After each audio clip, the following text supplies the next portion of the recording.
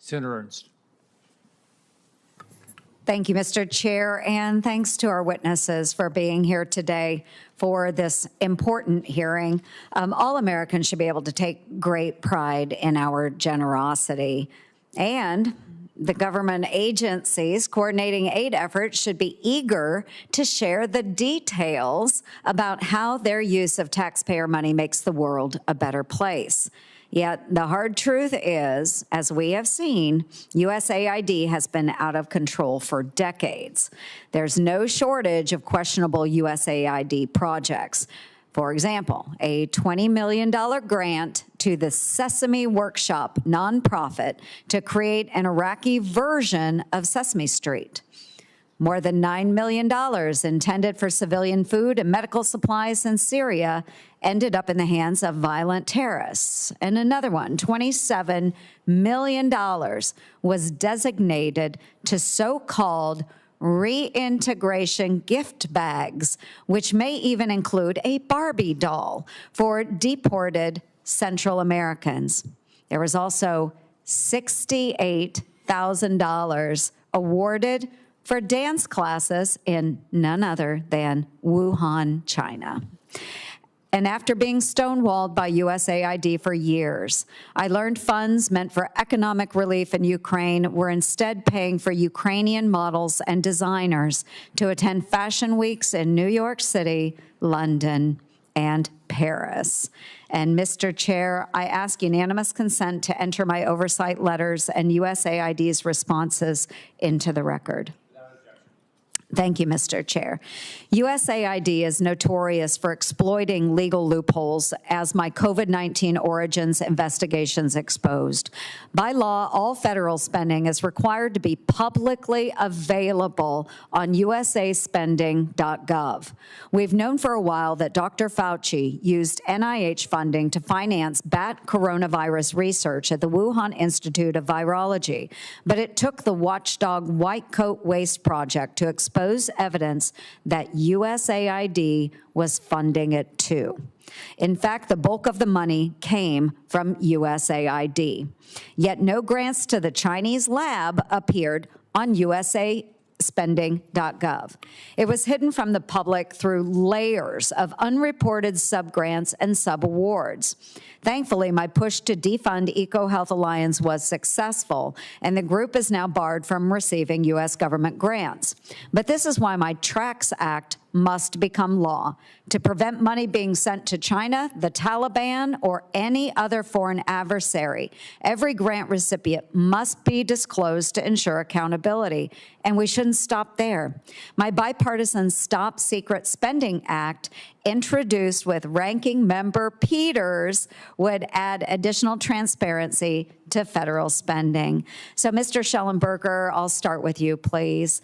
Why is USAID so secretive about how it spends billions of taxpayer dollars? Is it to avoid the public outrage over the waste, or is there something more nefarious there? Well, thank you, Senator. And first of all, thank you for your leadership in bringing transparency and accountability to aid and the funding there. Obviously, this example you just gave of the Wuhan Institute of Virology is incredible. I mean, the fact it appears that the U.S. government funded the creation of the virus that caused the global pandemic. Mm-hmm. We also know that President Barack Obama had banned that research, and that Anthony Fauci had created a workaround to get around that and move that research to the Wuhan Institute of Virology. Had there been some transparency about it, I think some questions would have been raised. One of the claims, of course, that was made right after Senator Cotton raised the idea that maybe it did leak from a lab. Washington Post claimed it was a debunked conspiracy theory. Anybody who had just Googled virus lab leak would have discovered that there had been years and years, maybe decades, of news stories about viruses leaking from labs. It's a very common thing, and of course, it was one of the main reasons that we wanted to end that risky gain-of-function research, because we knew it was the high risk of something leaking from a lab. So I think I applaud your work. We need much more transparency with it. Mm-hmm. As I mentioned before, I do think that some part of that motivation may have been to hide regime change operations that were run by USAID in concert with the State Department. If you're going to be doing regime change operations, those belong in the State Department and with the CIA, not in a charitable organization, because if you genuinely want people to trust in vaccines or other public health measures, it's a terrible thing for them to believe that maybe it's part of some counterterrorism operation or some manipulation by the U.S. government that has some political motivation or some regime change motivation. If it's truly, truly charitable support for things like, for good causes, then there has to be a firewall between that and what the CIA and the State Department are doing. Yeah, transparency, transparency, transparency. It is so important. I'll continue with you, and then Mr. Ruger, you can add your thoughts as well. But absent a forensic audit by the Trump administration, do you think we would have ever known the full depth of USAID's spending or misspending in this case?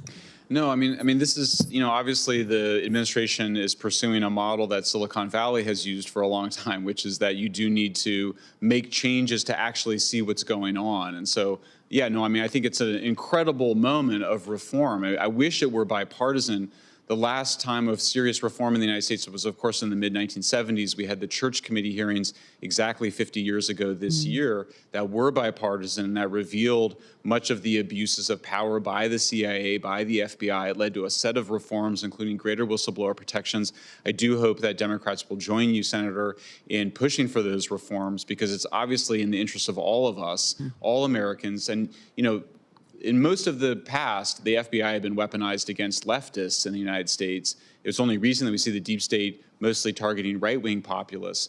But that sort of, this sort of commitment, it's an all-American commitment to not letting the state be abused for political reasons. And I think next time, you never know, it could be weaponized against the left again. And so I hope that Democrats will join you in making this renewed push. And I applaud the Republicans for taking up the mantle of pushing for greater disclosure, greater transparency, greater accountability. And I just think some overall clarity about what does the United States want its interaction with the world to be? Is this still the same? Are we still in the period after World War II to today, or do we need to kind of rebalance our relationship? I think the public voted for a rebalancing towards a more America First agenda. I also don't think Americans want to completely withdraw from the world. But again, I do think that some basic hygiene is in order in terms of separating out what is genuinely charitable or development activities from what is regime change, censorship, disinformation, information control activities. Right. I agree. Thank you. And Mr. Ruger, do you have thoughts there as well? Sure. So I think what DOGE is doing really is a form of creative destruction, right? So it's breaking through the status quo and getting these issues at the front of the Americans' minds and the front of the minds of elites here in Washington. Too often, things are continued to kind of be on autopilot.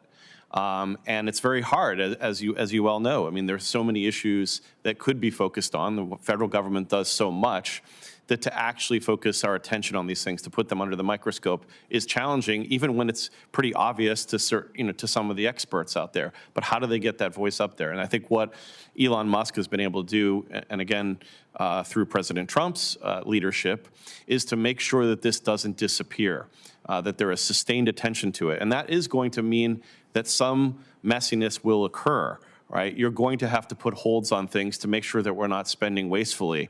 And I think that is, on net, is going to be valuable as we try to reform a federal government, particularly in light of the fact that we're $36 trillion in debt.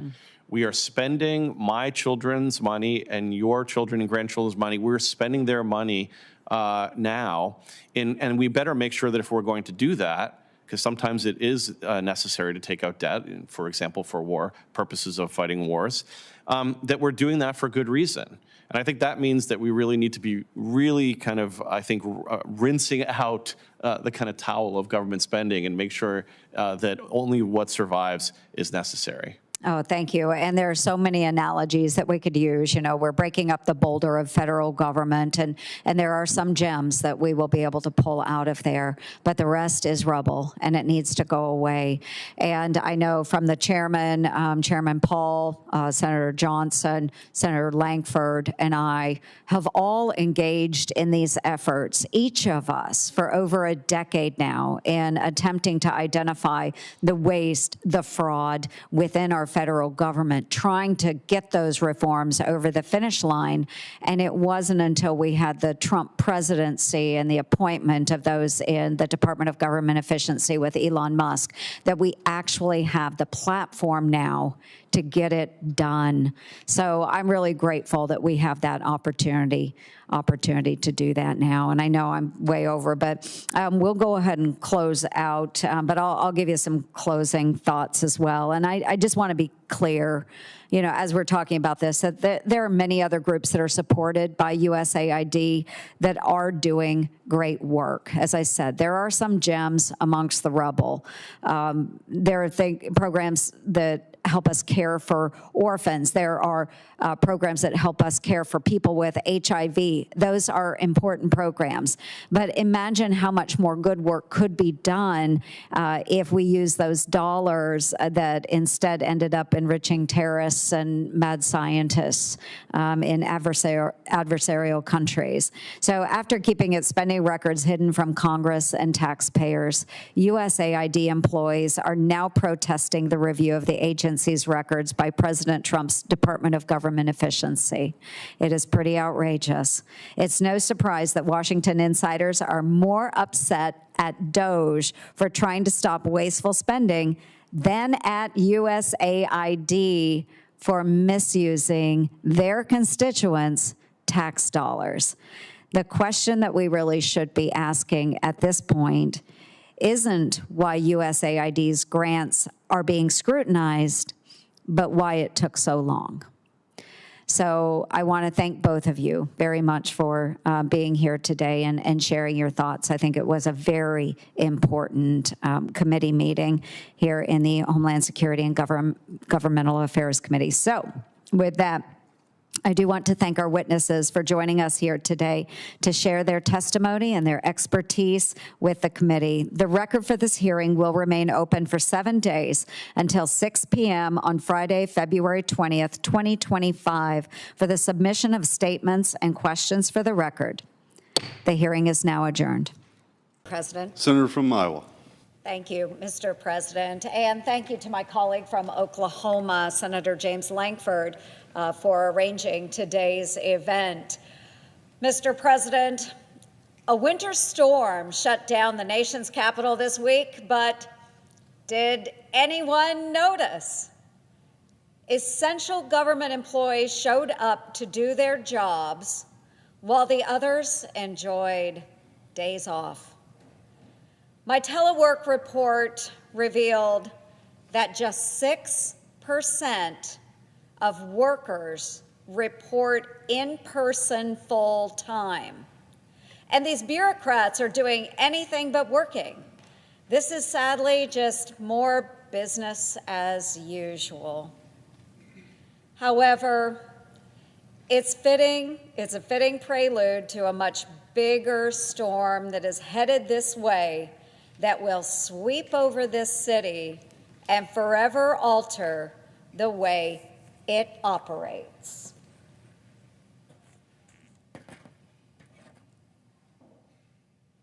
I am, of course, talking about the Department of Government Efficiency, or DOGE. Headed up by Elon Musk and Vivek Ramaswamy, DOGE is putting Washington on notice. Henceforward, every cent being spent will now be scrutinized. All regulations must be justified and continually rejustified using data and outcomes, not just ideology. And the government works for the people, not the other way around. To support these efforts, I am honored to be chairing the Senate DOGE caucus and working to downsize the government, which is why my colleagues and I stand here today. For that, I again want to thank Senator Lankford, a founding member of the caucus, author of his Federal Fumbles, and a true hero to taxpayers for organizing today's discussion. It's a rare occasion for this many senators to assemble on the Senate floor to call for spending cuts. In fact, since my fellow Iowans sent me to the Senate 10 years ago to make the porkers squeal, it's been a very, very lonely fight. In this era of political polarization, Democrats and Republicans still come together in agreement over one issue: living high off the hog. When faced with proposals to trim the fat from Washington's budget, members of Congress from both parties act like Goldilocks. It's always too little or too big, and never just right. But the real make-believe of this fairy tale is that it's impossible to cut spending without causing pain. Most Americans aren't even benefiting in any meaningful way from the hundreds of billions of dollars hidden in our federal budget. In fact, Washington's out-of-control spending has been fanning the flames of inflation over the past 4 years, increasing everyday costs for families all across the country. There's no time to wait for DOGE to get to work, because even being a lame duck isn't slowing down Biden's reckless spending. Biden's binge-buying bureaucrats are being ordered to work overtime, including weekends, to get billions of dollars out the door as quickly as possible before President-elect Trump takes office. At the same time, the outgoing administration is cutting collective bargaining deals with government employee unions, giving bureaucrats the right to stay home from work until, get this, 2029, conveniently after President Trump's term. If federal employees don't want to come back to work, well, you know what? DOGE and I are happy to make that dream come true. My New Year's resolution is to put Washington back to work and on a diet. This week, I am reintroducing my bills to drain the swamp by relocating federal agencies and bureaucrats outside Washington. I am also putting forward a plan with $2 trillion in potential savings, which I ask unanimous consent to include in the record. Mr. President, may I include this? Without objection. Thank you, Mr. President. My proposal includes selling off thousands of vacant and underutilized buildings, auditing the IRS to fire the thousands of employees who owe tens of millions of dollars in unpaid taxes, pulling the plug on Biden's billion-dollar boondoggles for gravy trains that never leave the station, and electrical vehicle stations that aren't charging up anything but debt, bagging the swag and propaganda promoting government programs and agencies at a cost of $1.5 billion a year, and changing the composition of coins so we stop losing money, making money. In fact, there's no better example of the cost of government inefficiency. Washington spends 3 cents to produce a penny and 11 cents to produce a nickel. That makes no sense. A penny here, a nickel there, Eventually, these examples all add up to millions, billions, and eventually trillions. The bottom line is that if you can't find waste in Washington, there can only be one reason: you didn't look. Well, folks, I've spent the last decade looking while just about everyone else seems to have been looking the other way until now. While this is a personal issue for me, it should not be a partisan issue. After all, every American benefits from a more efficient government, and everyone loses when tax dollars are wasted. I have worked across the aisle on a number of issues to make Washington more transparent and accountable. So I would invite anyone in this body and everyone who may be watching at home who has ideas to join this conversation and our movement, because DOGE is inevitable. Thank you, Mr. President. I yield the floor back to my colleague. Senator for Iowa. Thank you, Mr. President. Blocking the passage of the bill today, it's not just disappointing, but it is endangering, and we do have to act now. I mean, you can read the tweet. It's right here. They're seeking justice. They're looking for retribution and revenge. And again, it was sent from U.S. soil, this tweet was. If that doesn't constitute a clear and present danger demanding immediate attention, then I honestly don't know what does. If a nuclear agreement is reached, folks, it's not going to change. Iran's aggression was not curbed by the Obama-Biden administration's failures. In fact, it invigorated Iran's pursuit of a nuclear weapon. Their mythical deal effectively financed the world's best organized, most capable terror group to rain down attacks on the United States, Israel, and even the Arab Gulf states. After the deal was signed, Iran went on the offensive, and I can give you some statistics to actually show that activities increased. Attacks against the United States and our partners increased from roughly 8 incidents per every 100 days in 2015 to 28 incidents in 100 days during the 3.5 years that the JCPOA was in effect. So arguing that the nuclear deal is a credible deterrent against Iranian terror doesn't actually hold water. Thousands of folks have died fighting the global war on terrorism, including 600 U.S. service members. They have been killed at the hands of Iranian proxies in Iraq and in Syria. I was there on the ground in 2003, Operation Iraqi Freedom. The leader of that initial surge was a name that we all know well, General Jim Mattis. The men and women in uniform then and today know that Iran is an enemy.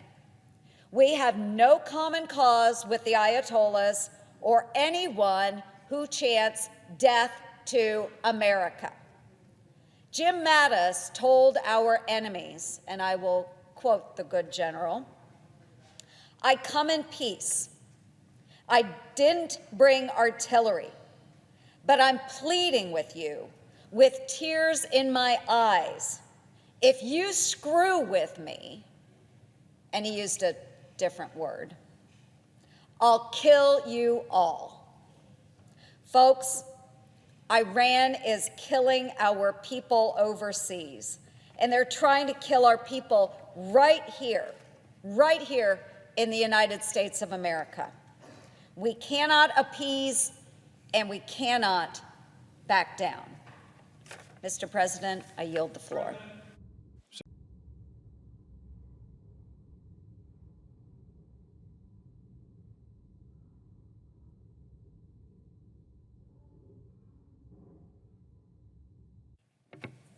Mr. President. The Senator for Iowa. Thank you, Mr. President. The number one job of our commander-in-chief is to protect the homeland. The constitutional oath we all take as members of Congress, similar to the one I swore when I joined the military, is to protect our citizens against all enemies, foreign and domestic.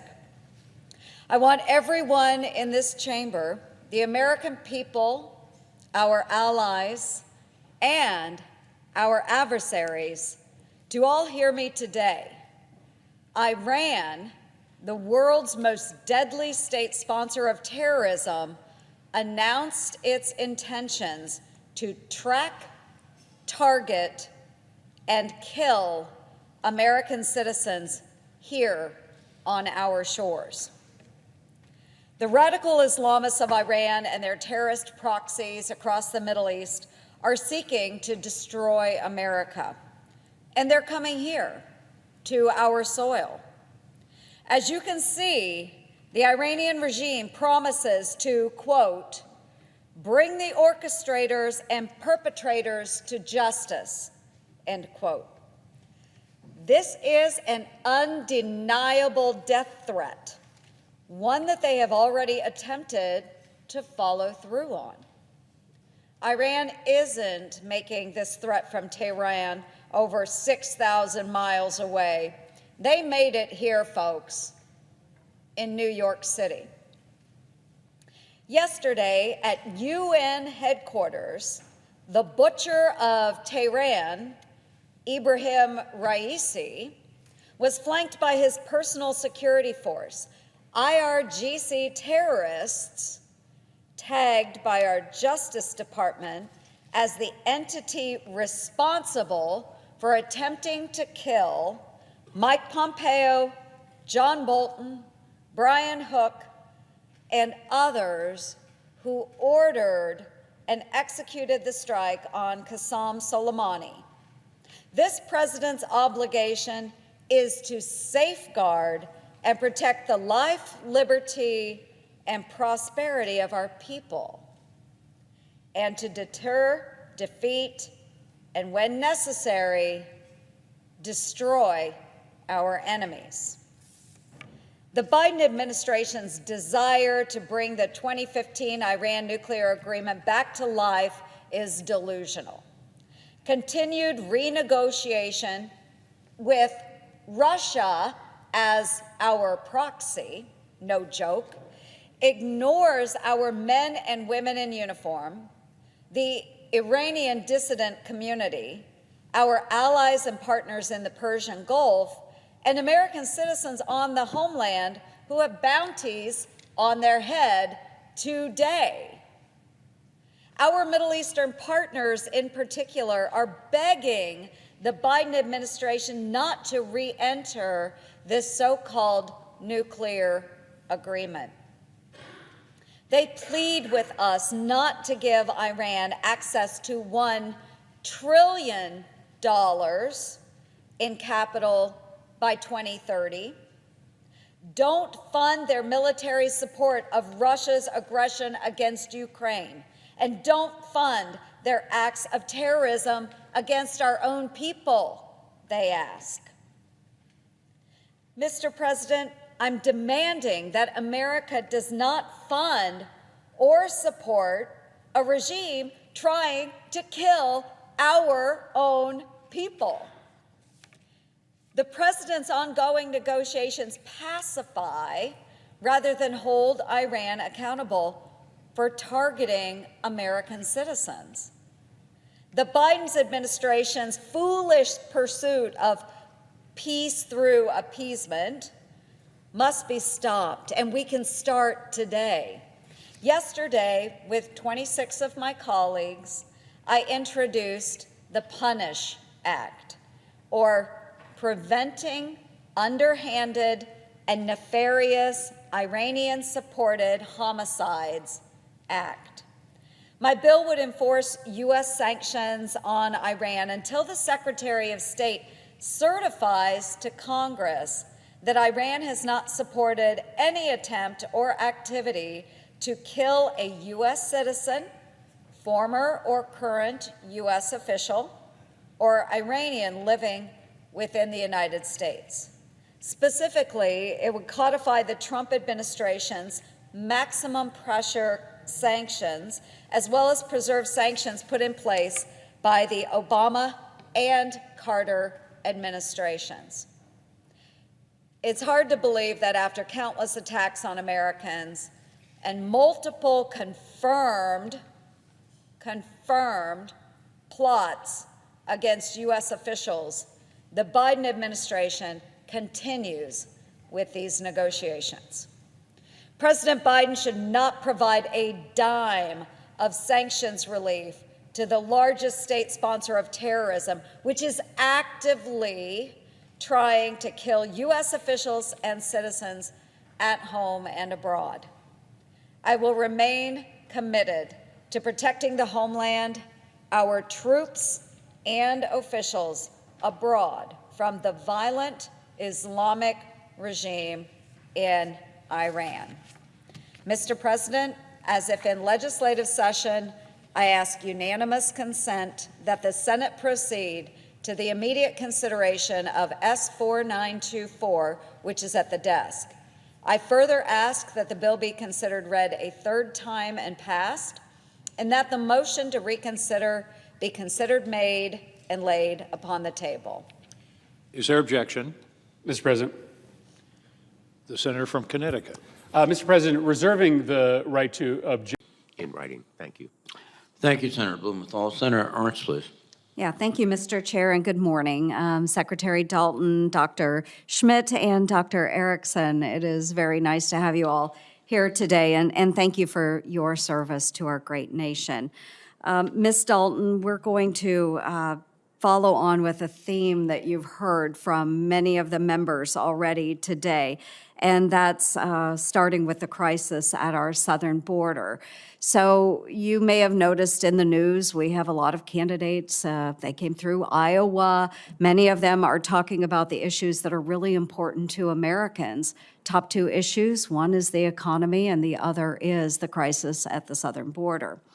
So, Ms. Dalton, in your time as the Assistant Secretary of Defense for Homeland Defense and Hemispheric Affairs at the Department of Defense, you played a key role in the department's plans regarding the disposal of unused border wall construction materials to protect the homeland. And at the end of DoD's disposition process to transfer these materials, there were exactly 14,795 steel tubes remaining. Do you know how much the taxpayers initially paid for these unused materials? Senator, thank you for raising this really important challenge, which is the crisis at our southern border. In my time as Assistant Secretary, I have conducted regular visits to the southwest border to understand the strain that is being placed on our states, local authorities, and Border Patrol. And just in FY23, the Department of Defense has provided $608 million in border security support to DHS and counter-narcotics support to DHS and other federal departments and agencies. The question would be, do you know how much the materials cost? So for the specific materials, Senator, I know that in our August letter that was seeking to be responsive, collecting information from across the department, because this is not in my portfolio. I understand from the Defense Logistics Agency that at that time it was $130,000. Okay, that was to safeguard those materials. The actual cost to the taxpayers for those materials was $4.4 million. And then with the disposition through the DLA, do you know how much the department auctioned them off for? Senator, I would have to defer to the Defense Logistics Agency because they are the lead proponent in the Department of Defense for this issue. It is not in my portfolio, Senator. So I guess I'm struggling to understand because maybe your portfolio doesn't include defense of the homeland? Senator, it includes defense support of civil authorities, which is when the Department of Homeland Security sends requests to the Department of Defense for support. We evaluate those requests to determine if they're legal, if it's appropriate use of the U.S. military, per posse comitatus, if it is going to impact training and readiness for our U.S. military, given our war-fighting primary mission. And then we provide those recommendations based on the input of components across the Department of Defense to the Secretary of Defense for a decision. I have no role to play, Senator. So civil authorities are not used in constructing border materials, or would not have any regards for securing our southern border? We have not received a request from the Department of Homeland Security to use DoD forces in that manner. And so that request has not come through my office. Okay. So based on the information that was provided to us by the Department of Defense, back to the original question, the materials were actually sold to a private buyer for $156,000. So I understand you're saying it's not under your portfolio, and yet you responded to a letter that was sent in regards to this. So I guess you can understand why the committee is having a hard time understanding how you're saying somebody else is in charge of this, and yet you're responding to a written request from Congress. Senator, I was sent a letter from several members of Congress, and because I am a Senate-confirmed official, I take that very seriously. Although this issue is not in my portfolio, I went on a fact-finding mission with my team to collect inputs from across the Department of Defense, from those that have oversight and responsibility for this issue, in order to answer the questions that I appreciate that. I am running out of time.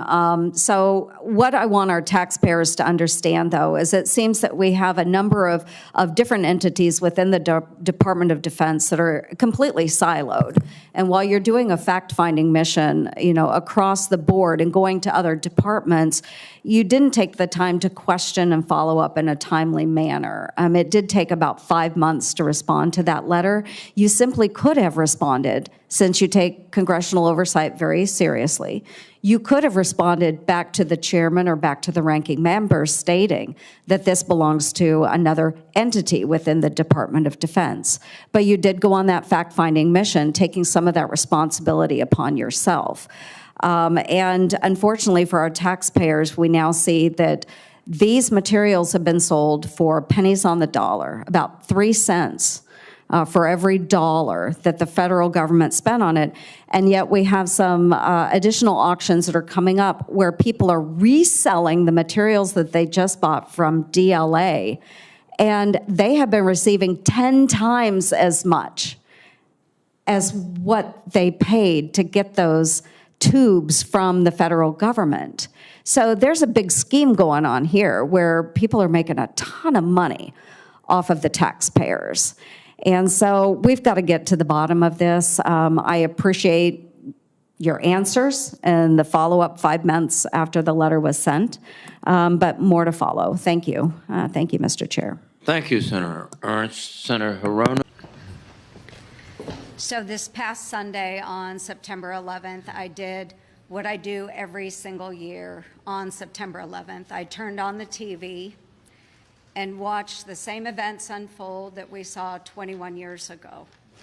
And my reaction is still the same. It's one of mourning, one of loss.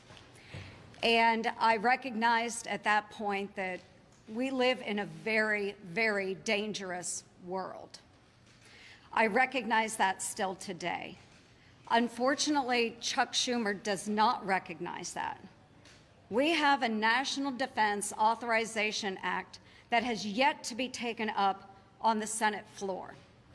We spend these weeks going through and voting on judges, and yet we can't bring the NDAA up for a vote. We see the Democrats down the hill celebrating enormous government spending on tree equity and subsidies for electric vehicles that only the wealthiest of Americans can purchase. This is what they're celebrating today, instead of spending time today on the floor of the Senate making sure that our United States of America is protected against Russia, Iran, China, North Korea, violent extremist organizations. This should have been done a long time ago. Our nation was founded for the protection of its people.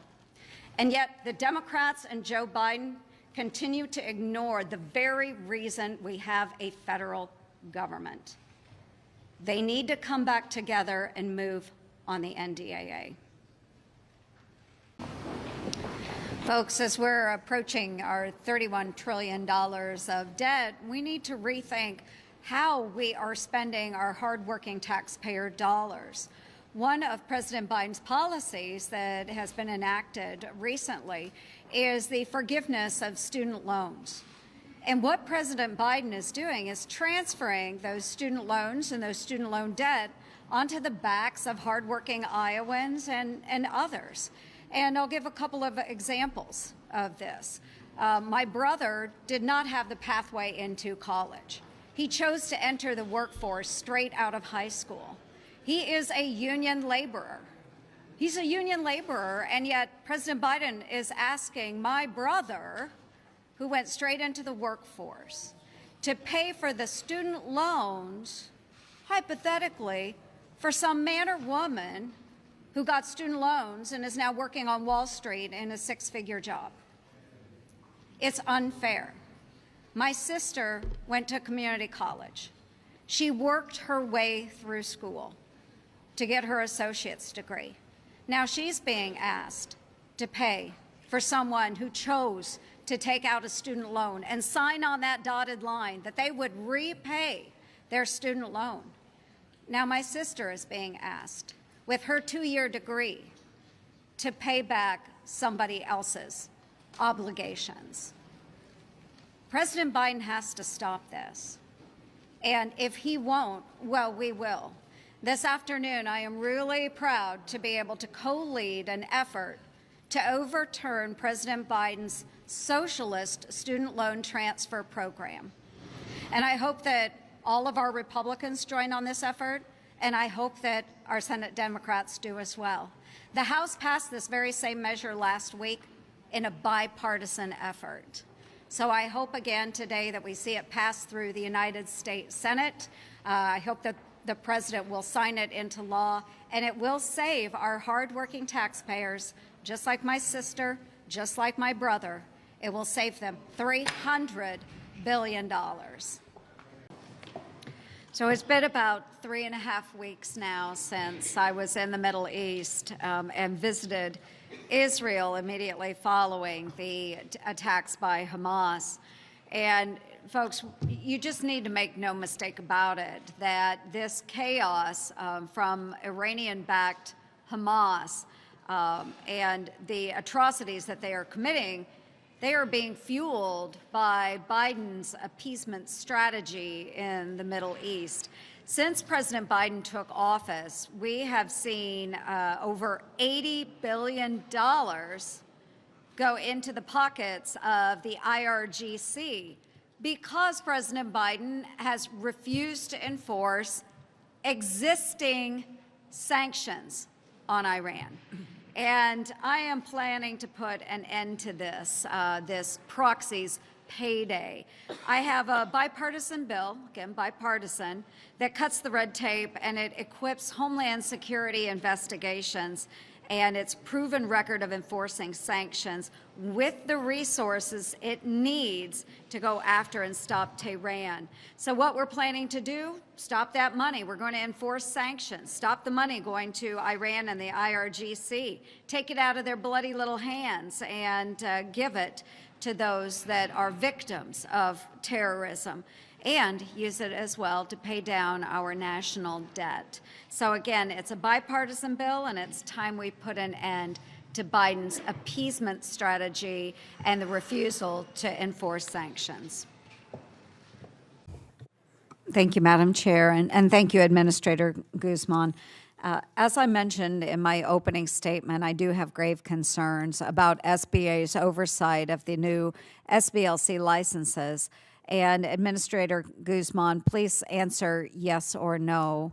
Was SBA aware that Funding Circle had an investment from the China-based investor Credit Ease when it approved the license? I can't speak to the application review, as that was done by my team. Okay, thank you. What kind of due diligence is the agency doing on the potential licensees if it didn't flag and evaluate that potential We risk? fully evaluate their safety and soundness, make sure that we're evaluating their performance in their loan portfolio in particular, in terms of defaults and performance. And that's the focus of our thorough review as we review all of our licenses and license applications.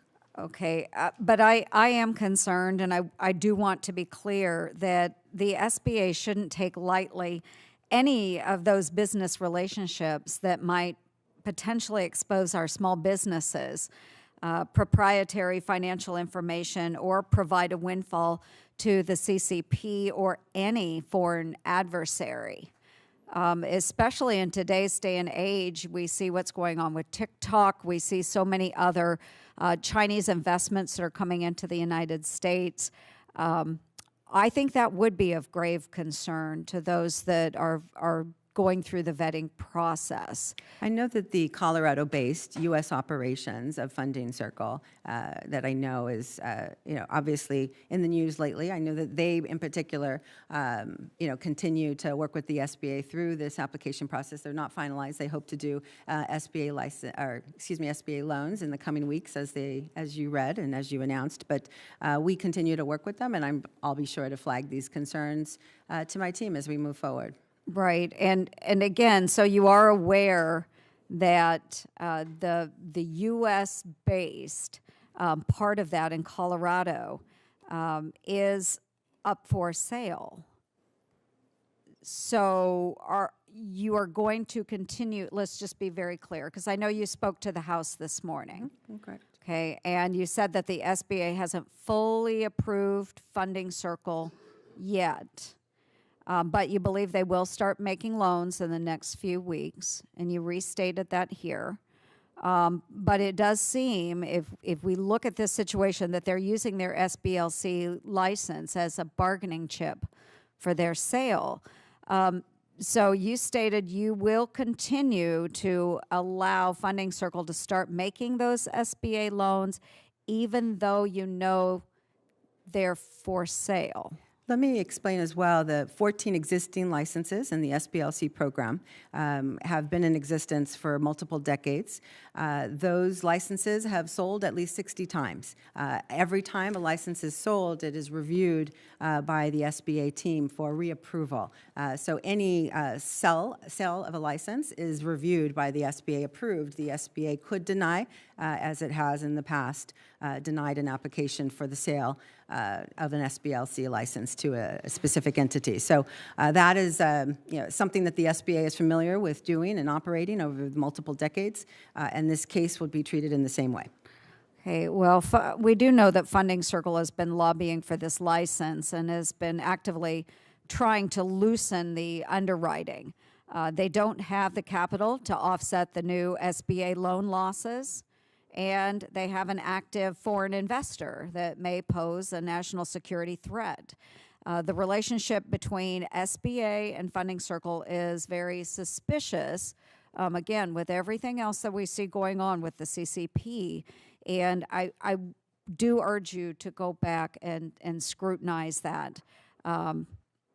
And, of course, share our opinion or my opinion with those that are making those decisions.